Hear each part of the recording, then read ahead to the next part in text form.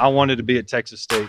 I chose to be at Texas State. I'm from Texas. That was important to me. I always knew if the right guy got this job, you better watch out. You better watch out. This is Win Now or Get Bent, episode 243. If you don't already know, I'm Cap Tardello, coming to you on Wednesday, August 26th, and we are back with the Pac-12 101 series, Colorado State. That's right, we are talking about the Rams today. A little bit of a pause in the series in the month of August, but we are back. We're going to finish them off before the season starts, and I've got my guy Tyler King here to talk about the Colorado State Rams. Very much looking forward to that. I'm sure a lot of you out there are as well. But before we get there, this episode is brought to you by TGC LLC, thegalindocollective.com. That's Galindo, thegalindocollective.com. A team of professional consultants dedicated to helping others realize their business potential through people, planning, and practice. Their services cover a wide range of areas such as business strategy, marketing, human resources, and financial planning. If you own property or a business and want to maximize its profitability, contact TGC at thegalindocollective.com. That's Galindo, thegalindocollective.com, and follow their social media platforms on Twitter, X, whatever you want to call it, at TGC_LLC, and follow them on Instagram and Facebook at the Galindo Collective on those platforms. Shout out to my guy Rick Galindo, a true Texas State sicko, a Texas State grad himself. This is season number 4. TGC LLC has partnered with Win Now or Get Bent. Cannot thank TGC LLC and Rick Galindo enough. Go check them out again. That's thegalindocollective.com, Galindo, thegalindocollective.com. This episode is also brought to you by Family First Cremation Services. Family First Cremation Services.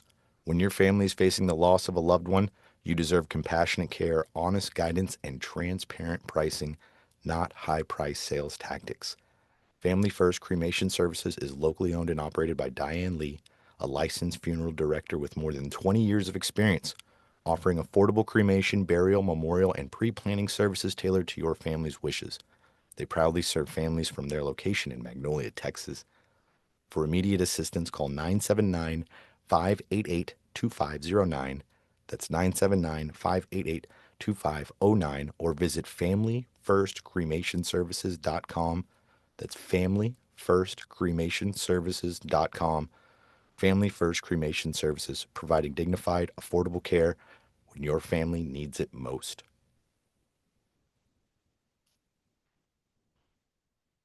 All right, let's get to these Rams. Doesn't sound the same to some of you sickos that tune in more often. If you're a Colorado State fan, welcome. We are talking about your school, your program. This episode, I mentioned it at the top. We have a special guest. This episode, as we do for every Pac-12 101 series, we have Tyler King, sports reporter for the Denver Gazette. He also covers the Colorado Buffaloes, dealing with Deion Sanders and him shutting out some of those practices. Seems it's a little easier to cover Colorado State than Colorado. A lot more eyes on the Buffaloes, though, that's for sure. We get into it a whole lot about the current team, what they're looking with Jim Mora as the head coach, coming into his first year as the head coach. A lot of rebuilding going on for Colorado State, and we dive into it pretty well with Tyler King. But before we get there, I'll do a little bit of Colorado State history. I'll try to keep this one brief. I know when we did Washington State and Oregon State, a pretty long intro talking about the Pac-12 and the fallout from all of that. A little less to go over with some of these other teams, some of the Mountain West teams that are coming over to the Pac-12. But let's get a little Rams history. The very first game for Colorado State, all the way back in 1892. What an old program. The Rams have played in 6 different conferences after joining the Pac-12 in 2026. They played for Colorado Football Association from 1893 to 1908. Then they moved to the Rocky Mountain Athletic Conference from 1909 to 1937. Then joined the Skyline Conference in 1938 to 1961. Went independent from 1962 to 1967 before joining the WAC in 1968. Conference they remained in until 1998 before being one of the charter members of the Mountain West Conference from 1999 up until this year, where they are a Pac-12 team. They have 15 conference championships in their storied history. Some of their more recent ones from 1994, 1995, and 1997 in the WAC, and 1999, 2000, and 2002 in the Mountain West. Been a while since the Rams have won a conference championship. A little history on the WAC. The WAC was created in 1962. Remember, Texas State was a member of the WAC for precisely one season, 2012 season. The WAC was created in 1962 with Arizona, Arizona State, BYU, New Mexico, Utah, and Wyoming. Colorado State and UTEP joined in 1968. It's really interesting to see Utah State left off this list, especially because I just did an interview for Utah State that's coming up a little later this week for the Pac-12 101 series, talking a lot about how the Aggies were left off a lot of this conference realignment, and they're finally getting their get back in this Pac-12 this year. Interesting stuff. Because that seems like a list they should have been on. Arizona, Arizona State, BYU, New Mexico, Utah, and Wyoming. And they added Colorado State and UTEP before Utah State. But due to unwanted expansion in the WAC by some of the programs, the Mountain West Conference was incepted in 1998. The WAC was trying to expand a whole lot in the 90s, and there were some programs in there, specifically BYU and Utah, that did not want to expand, so they decided to start their own conference. They all met in an airport, and the WAC was the Mountain West Conference was incepted. BYU, Utah, Air Force, Wyoming, UNLV, San Diego State, New Mexico, and Colorado State were the charter schools of the Mountain West Conference. Colorado State stayed in the Mountain West Conference until joining 5 of its conference members in the revived Pac-12, Boise State, San Diego State, Fresno State, and Utah State. Utah State finally getting in on the party after being left out of the WAC and the Mountain West Conference, at least initially in the Mountain West Conference. Seems like there were some shenanigans to keep the Aggies down, but we're talking Rams. We're talking Rams over here. No bowl wins for Colorado State since Jim McElwain era in 2013, and the Rams have a losing record in 4 of the last 5 seasons. Some tough times recently for the Colorado State Rams, but they may have a savior in the form of Jim Mora, former NFL coach, now the head coach of the Colorado State Rams. A little bit about Jim Mora. He was the Atlanta Falcons head coach from 2004 to 2006. Then he was the Seahawks head coach in 2009 before he became a broadcaster for a couple years.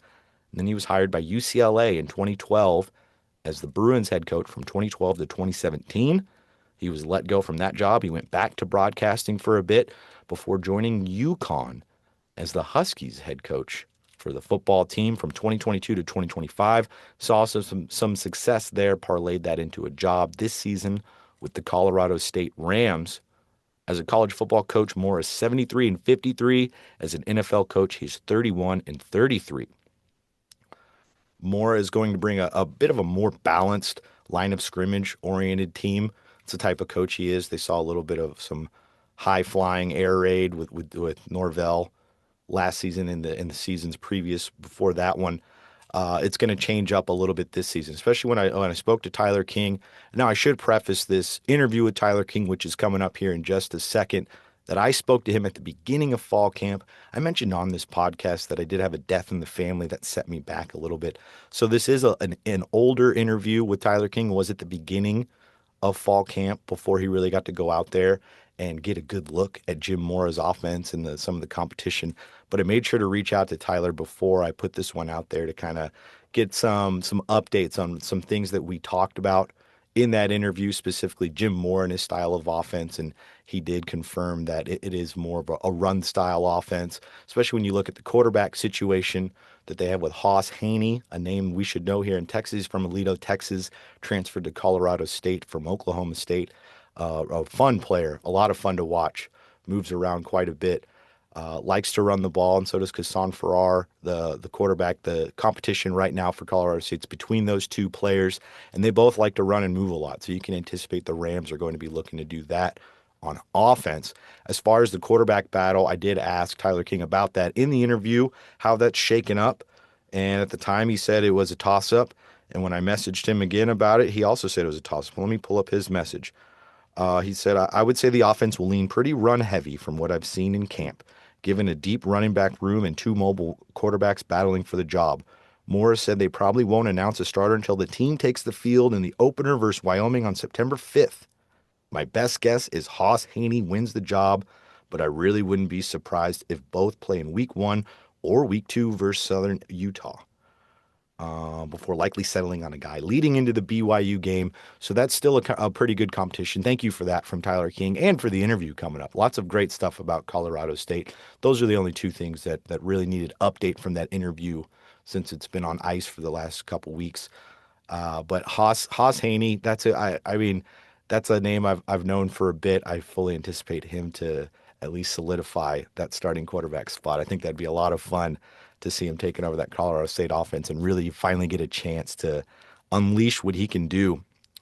But this is one of two true rebuilds in the conference. I would say Oregon State's doing a rebuild. Washington State has a new coach, but they had to replace their coach because theirs was scooped up by Iowa State.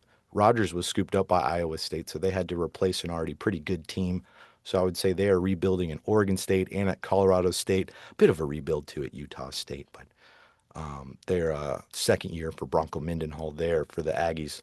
But yeah, this is a true rebuild for Colorado State. They might have the best tight end in the conference with Juice Vereen. I know Tyler King talks about that a little bit.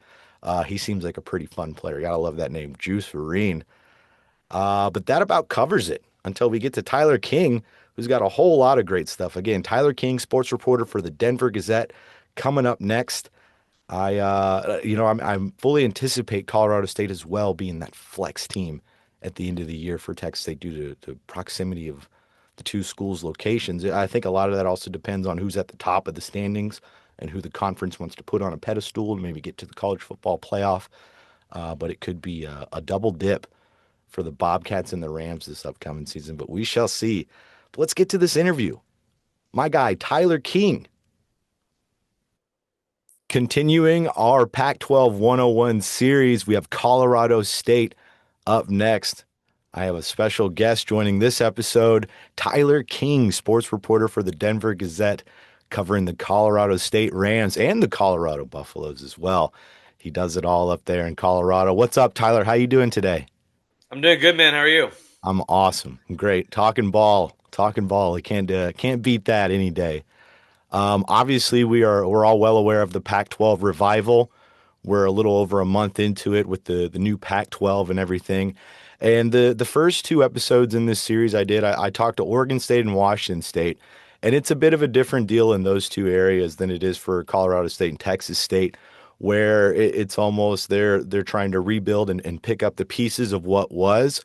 And while in our two areas, it's a ton of excitement for this Pac-12, this whole prospect of joining this formerly a power conference and trying to revive it back to its former status. Is that your feel around Colorado State with fans and everything, that this move to the Pac-12 is beneficial and they're excited about it? Or are there some detractors who are like, we should have just stuck with the Mountain West? We should have, we had a good thing going. We were in this conference for so long. They were in the Mountain West for a long time. But what's the general feel? I think there's a ton of excitement. I think people are cognizant of the fact that it's not what the Pac-12 used to be, but I think it's still better than what the Mountain West was in recent years. There's a lot of good programs in the Mountain West, but they're all, I think, going to the new look Pac-12. So I think everyone's kind of excited to be in a conference that, I've been saying this too on other people's shows and stuff like that. Like all 8 teams, at least on the football side in the new look Pac-12, all 8 teams are at a similar level of investment, similar level of the fan base involvement, all that kind of stuff. So whoever finishes last in the Pac-12 this year is not going to be happy about it. And I think that's going to be the case going forward. So I think it's always good to be in a conference like that where everybody in it is trying to win. This isn't like even some of the big conferences, like you look at the Big Ten, there's just a lot of programs at the bottom that you never really feel like are going to get to the top of the conference, whether it's like a Purdue or a Maryland or a Rutgers, Northwestern. These teams are trying to just like cashing giant checks, whereas the Pac-12, they're all trying to lift each other up, and everyone's trying to get, or feels like they, at least in the next couple of years, could win the conference at some point. Like there's a lot of encouraging coaches, I think, in the conference. A lot of teams that have a history of success, whether it's a Boise State, Fresno State in recent years, or teams like a Texas State that is really trying to elevate in a big way, that's been on a kind of rapid rise the last decade or so. So I think it's an interesting mix of teams. And like I said, it's people around here understand it's not the old Pac-12, like it still is, but they're trying. I think there's optimism that this will be the best Group of Six conference going forward the rest of the decade, because I mean college football is has a big chance to reset once again in a big way at the end of the decade, starting in the 2030s. But going forward here, the last couple of years of this decade, I think CSU feels like there's a chance to be one of the better programs in the Pac-12, and we'll see what comes after that. Yeah, I really appreciate that perspective, because there is an incredible amount of parity in this conference. So there probably won't ever be like a perpetual bottom dweller in the conference. Yeah. Anybody can lift themselves up. Even, we're talking about Colorado State today. You conducted a preseason media poll from the Pac-12, and Colorado State ended up sixth on that one. That's where I put them on as well on my ballot. But even though they're there at six, there's a great possibility that they could be near the top with, even with all this change in Jim Mora coming in, and he could spark up a fire under Colorado State and move them up that list, because it doesn't feel like there is one program that's like, okay, they're always going to be at the bottom. It seems like any team can go up and any team could go down. It's an interesting perspective thinking about the Pac-12 and the parity in it, because there's so much parity. When you really you mapped it out as well, it's not just in athletic ability, but as far as administrative support and everything that goes into it. It's going to be a fun conference. I'm excited for it. I'm glad to hear Colorado State fans it seems like people are being pretty realistic about it. Same here in San Marcos, that no, it's not the old Pac. It's not the old Pac-12 what it was. But it's its new thing, this revived Pac-12, and it's going to be fascinating to watch this experiment with this conference. As far as Colorado State in 2026, I mentioned it a little bit. New coach with Jim Mora, Jay Norvell out the door, Jim Mora coming in. A ton of turnover in the transfer portal. A lot of new players coming in. I saw somewhere 75% turnover. I don't know if that number is right or if that's what you're hearing. But it's a whole new roster. It's a whole new coach. It's a whole new conference. A lot of newness up for Colorado State. What's the right now surrounding Jim Mora? What are the expectations around him? Are people, when they see six for Colorado State on that list, is that something that they're like, oh man, they're underrating Colorado State, or is that about the general consensus where they should be?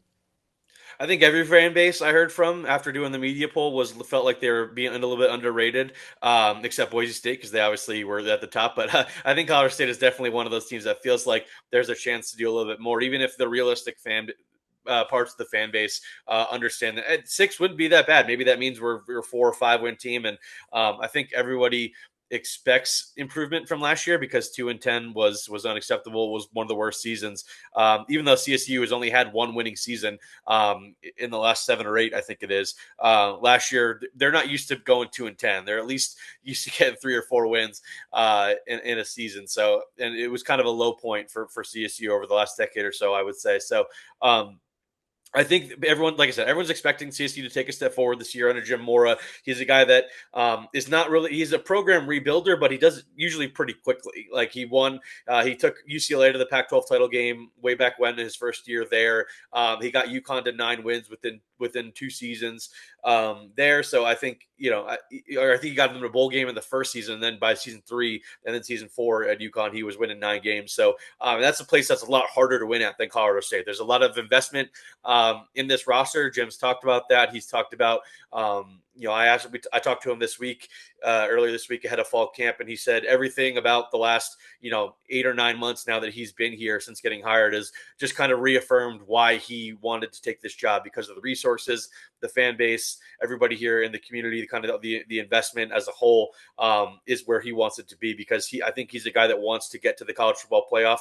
Now here near the end of his career, we'd say, he could still coach for another decade, I feel like, but it feels like this could be one of his last stops in his coaching career. And if he can get Colorado State to the playoff and win the Pac-12 in the next couple of years, I think that would be do a lot for his resume. I think he sees that as possible. I don't know how likely that is this season, really at all. But I do think that there's a chance that CSU can get to 6 or 7 wins. I would probably have them as around a 5-win team going into this season. I had them 5th in my Pac-12 rankings, but it was kind of tough to rank these teams honestly after Boise State at 1. I had a pretty clear top 4 where I had Boise, San Diego State, Texas State, Fresno State in that order was my top 4. But the next 4 was the back half. I could have had really kind of in any order. You could talk me into Wazoo. Oregon State's the one team I think is kind of in more of a rebuild mode with their coaching staff and roster turnover.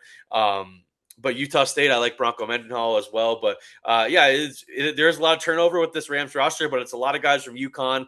Not a ton of big names from the UConn teams of the last couple of years, but a lot of guys that were going to be next up this year for UConn. So I think that's encouraging that the coaching staff wanted to bring a lot of those guys over. So it'll be interesting to see. I mean, they've got a rivalry game week 1 against Wyoming, the border war. I think that'll be fascinating to kick off the season on September 5th. So, there's a chance they could get 2 or 3 wins in the non-conference. They host BYU, which will be fascinating. That's the game they'll be significant underdogs in, but there's a chance, like I said, they could be 2-2 or at least or 3-1 at best. I think heading into Pac-12 play, which would set them up, I think, in a good way with a bunch of winnable conference games on the schedule as well too.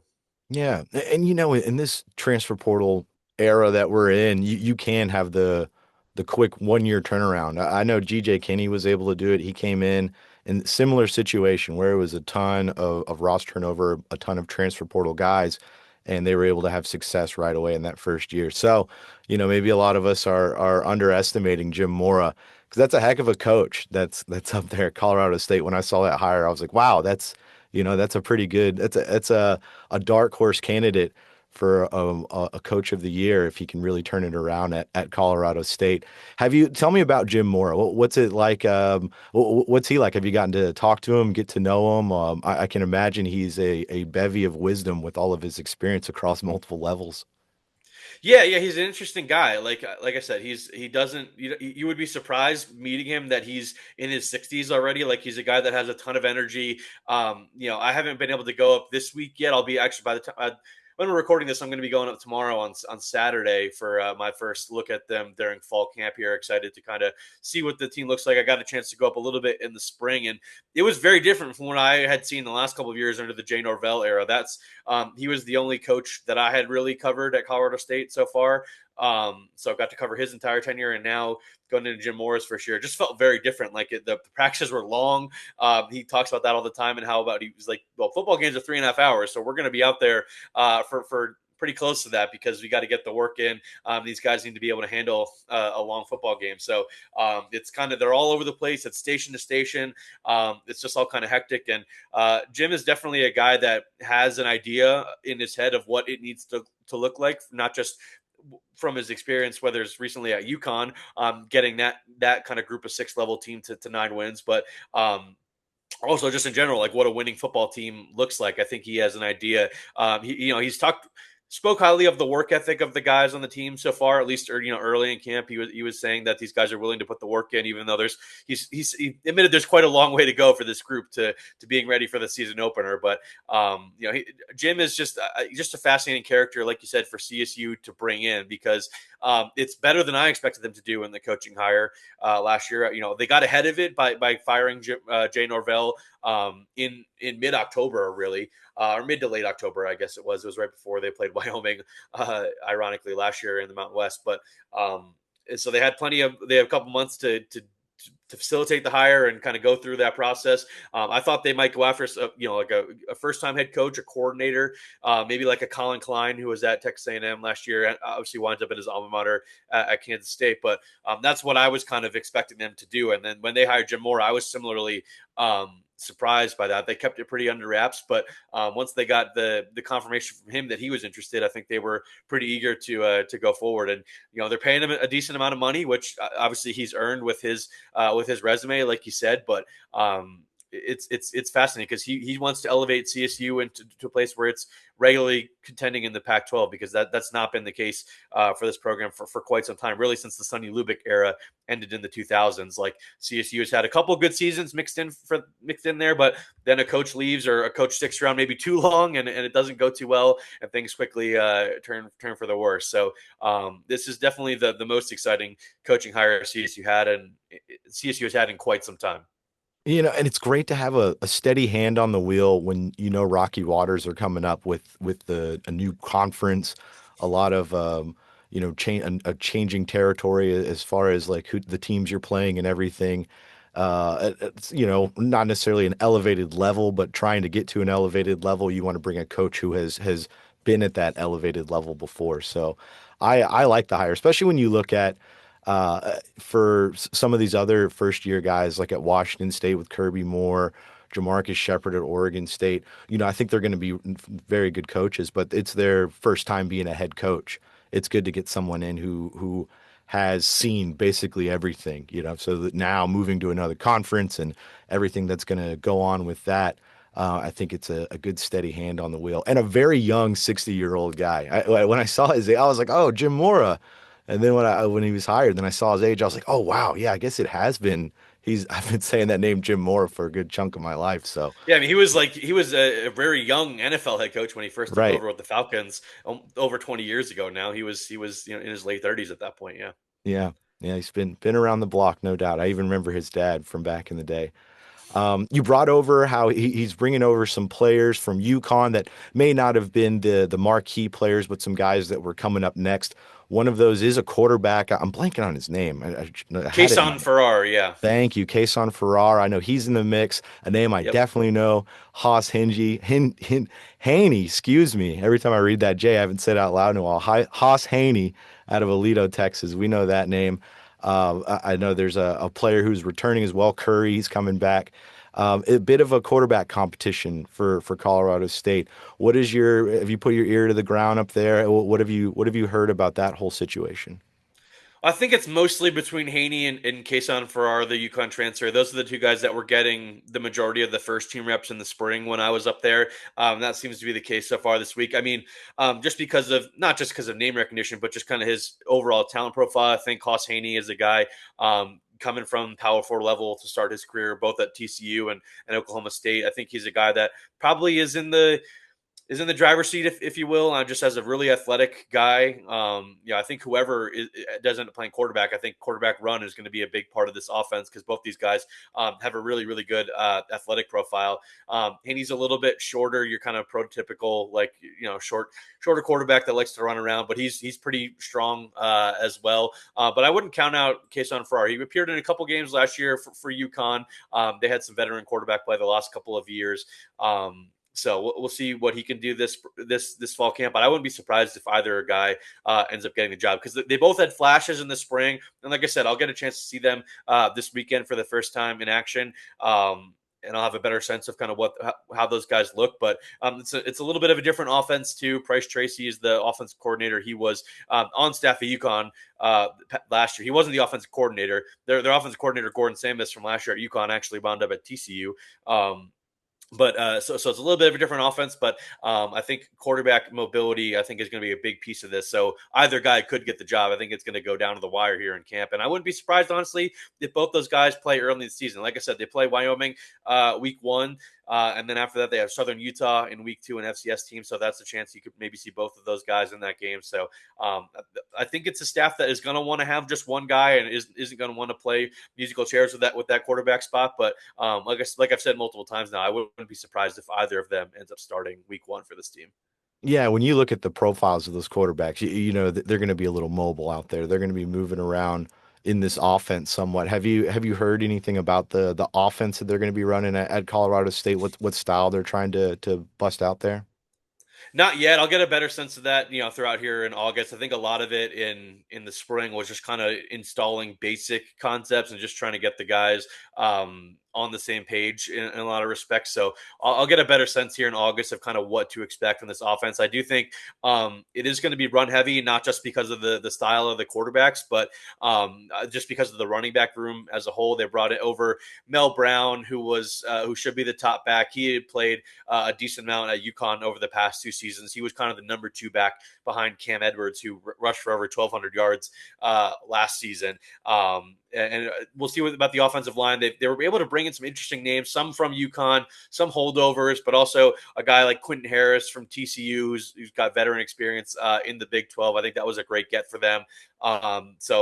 Maybe the one position group on the offense I'm most unsure about, not because of a lack of talent, but just unsure who's going to play, is wide receiver. So I do think it'll be an offense that leans on the running backs a lot. They also brought over Darrell Robinson, who was a running back at Auburn last year, but he had previously was at UConn 2 years ago. So he has familiarity with Jim Mora and had a pretty solid season in 2024 at UConn. So, and they've got a bunch of tight ends too. Like, I think if you're looking at anybody as like the top overall player on this offense, it's probably tight end Juice Farine, who's on the Mackey Award preseason watch list.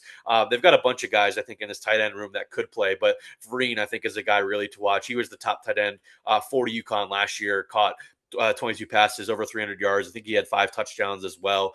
And they had one of the best receivers in the country last year, UConn did, and Skylar Bell, a guy who had a ton of production. So we'll see if they can find their version of that this year with the guys they have in the wide receiver room. But I do think it'll mostly be kind of an offense that leans on the run, given the talent that I know of so far. But like I said, that could change based off of what I see later this month. Yeah, and with so many guys coming in and out of the transfer portal and graduation and everything, defensively, who are some standouts that you're going to be looking for when you go up there this weekend and check out some fall camp? Who are you looking for on defense to pop off?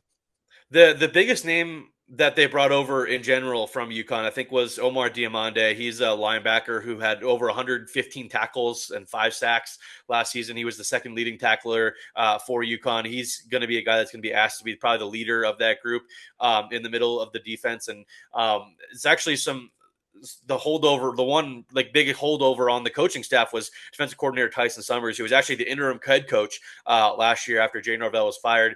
Summers was asked to stick around by Jim Mora, and he wanted to do so. This is weirdly his 3rd season as the defensive coordinator at Colorado State, and it'll be his 3rd different head coach he's working under. He was here previously over a decade ago as in a 1-year stint as the defensive coordinator before leaving to go take his first head coaching job at Georgia Southern, and then returned last year to work under Jay Norvell. So it's a defense that really likes to force turnovers, looks to make big plays. That's kind of the MO of Tyson Summers' defense. Now, Jim Moore is going to have a say in that as well as a defensive coach and a guy who played defense at Washington way back when. But Omar Diamond is the guy I would probably look for right away. There's some couple of returners I think are interesting. A guy like Kenyon Aggers, who's been around the CSU program for a while, a really athletic guy who I think could make an impact on the edge. An interior guy, Gabe Jones, who was transferred in from New Mexico State before last season and was going to have a big role before he got hurt very early in the season. And then another UConn guy, I think, coming over, Stephon Wright on the defensive line, could play a role as well. The secondary is maybe my biggest concern with this CSU defense, because there's a couple returners, guys that were some former walk-ons that have played elevated into bigger roles. But the cornerback room, I think, is going to be interesting to kind of see who stands out there throughout fall camp. But this defense, like I said, it's going to be one that's going to try to force turnovers and be disruptive in the Pac-12, because there's going to be a lot of, whether it's Texas State, I think most notably, but others as well. There's going to be a lot of challenging offenses to face in this conference. And I just have a little bit more questions about what the defense is going to look like personnel wise than the offense going into fall camp here, at least. I can imagine it's going to be it's going to be musical chairs across multiple positions with so many new guys coming in and everybody getting a feel for each other. Okay, this guy can do that. This one can do this. Now we know where to put everybody. I think it'll be a few games before they get that feel, because that's just the natural way it goes. That's interesting on Tyson Summers, that he has survived 2 different head coach firings, and here he is in his third year with the 3rd head coach. I remember that name from Georgia Southern days. Texas State just came over from the Sun Belt. So Yep. I remember that name. So shout out to Tyson Summers. He's got some sustainability despite coaching changes all around. Well, this has been awesome. You know, Texas State and Colorado State, they're going to play on a Thursday here in San Marcos. Are you going to try and make it out? Are you going to be able to come down? I don't do a ton of traveling with Colorado State, at least not as of lately. But hopefully, if CSU is able to turn around the season and start becoming a little bit more of an interesting program, my traveling with Colorado, the Buffaloes, will lessen a little bit and increase with the Rams. That would be ideal if CSU is contending for the Pac-12, contending in the Pac-12 right away, and there's a lot of interest, which I think if that happens, there will be. So, but there's probably a pretty good chance that Texas State is the flex opponent for CSU at the end of the season coming to Fort Collins. So I would be excited to see the Bobcats in action because they were a team that I'm high on. I've known of GJ Kinney since he was a practice squad quarterback for my Philadelphia Eagles way back in the day. Kind of a fan favorite on the internet during his days at the Eagles.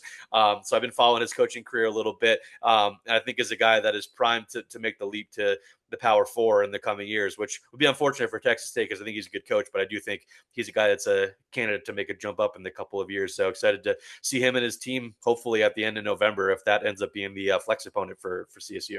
It's so funny. It's not the first time I've done an interview where an Eagles fan has been like, I know GJ from those days. He was the practice squad maven for the Philadelphia Eagles for a few Fun seasons. preseason guy for the Eagles Yeah. for a couple of years there. Yeah. He was just talking about that at his first press conference for fall camp on Wednesday. Somebody asked him about that. I believe it was Caleb Yum at the Austin American Statesman. He asked him about it, and he went into detail about like, hey, I was just available for. They needed a running back on scout team. They needed any Yeah. position. I was available, and so that was why they loved him so much because he was so game to play any position. So it's easy for him to coach when he's telling guys, hey, you're doing something you're not comfortable with. You Yeah, they gotta, moved him to wide receiver. I think at the end, near yeah, the end of his time with the Eagles, just because they needed a safety. body out there. He was always the fans online back in those days were always just so excited for GJ Kenny. He was just a guy we latched onto and were rooting for. So Yeah. And, I'm also glad you brought up the flex game as well, because that was another thing I was just discussing with some of the other media people here at the press conferences. What is that flex game going to look like? They anticipate if there's a close race between 2 and 3, but one is kind of settled, then they're probably going to yeah, flex to prop up number one and make 2 and 3 face each other. So who knows if that would be Texas State. But I think you just said it, that Texas State and Colorado State, those are good candidates to play, mainly for the proximity. It's the, yeah. for Texas State, it's pretty close, like closer than anyone else. Kind of out in an island here in Texas as far as the Pac-12 is concerned. But that'll be interesting to keep an eye on that flex game. That's a caveat, an underrated caveat to this whole new Pac-12 deal is like, when are they even going to decide it? Like the Sunday before the games that'll happen on Saturday. It's going to be interesting. I can't wait for this experiment. I don't know about you as someone who's covering it, but there's a lot of unknowns that I can't wait to find out about. Yeah, for sure. I'm just excited to see what the conference looks like. If it is kind of a rising tide raises all boats kind of thing, because like I said at the top of the show here, like all of these programs are at a similar level in terms of investment and desire to win. So somebody's got to win and somebody's got to lose, and whoever doesn't win is going to be pretty mad about it. So I think that should help everybody. I don't know if there's going to be a ton of teams cannibalizing each other throughout the regular season. But I do think, there's a chance that Boise State kind of runs away with the league here in year one. And then there's a little bit of a reset where teams are trying to elevate a little bit because there's a lot of change in the conference. There's bound to be even more after the season. I wouldn't be surprised, like I said, if a coach like GJ Kinney elevates. Sean Lewis, another candidate, I think could elevate to a higher level at some point. So there's going to be that always kind of revolving door, just kind of given where all these programs are at right now. But all of them are going to continue to invest in trying to win on the football field. That's for sure. Awesome. This has been fantastic, Tyler. You've offered us a lot of great knowledge about Colorado State and everything going on up there. Give us some plugs that we can give to the people. Where can they find some of your work? We mentioned the Denver Gazette. Tell them about your Twitter. Tell them a podcast you're working on, anything you got. Yeah, all of my college football coverage is going to be over at denvergazette.com over on the sports tab. We've got full coverage of Colorado and Colorado State here in the state of Colorado. So got Air Force coverage as well. Not that that's not something I'm doing, but our staff has got Air Force coverage as well. We kind of span and cover the entire state here, college football wise. So everything's going to be over at denvergazette.com. You can follow me on Twitter over at King_Tyler B. I think my handle is similar over on Blue Sky. I'm over on there as well. So just that's probably the best place to see all my coverage going forward here. Awesome. Tyler King, thanks again, man. You have a great one. Thanks, you too. Thanks so much to Tyler King, a wealth of knowledge when it comes to the Colorado State Rams. Make sure you check out our YouTube page if you're not on YouTube, youtube.com/@WinNowOrGetBent. Like, subscribe, comment, all that good stuff. If you're an audio head like me and you have your headphones in while you're on the go, make sure you subscribe to the pod on Apple, Spotify, whatever you decide to use. Amazon Play, I guess that's one as well. If you subscribe, it'll just auto-download right to your device so you don't have to go searching for it whenever a new episode comes out. Thank you to TGC LLC. Thank you to Family First Cremation Services. Thank you again to Tyler King for his time talking about the Colorado State Rams. And of course, thank you to you sickos. If it weren't for you, I'd be shouting into the void. But because of you, we're able to keep these lights on and keep this pod going into 2026 and beyond for these Texas State Bobcats. Big season coming up. We're going to wrap up this Pac-12 101 series. Like I said, I've got Utah State and Fresno State already in the bag, so those are going to come out this week. We'll get to San Diego State and Boise State to round it out. And of course, we can't forget Gonzaga and Dallas Baptist coming up for the non-football schools. We will get there as well. So thanks again for tuning in, sickos. Until next time, win now or get bent.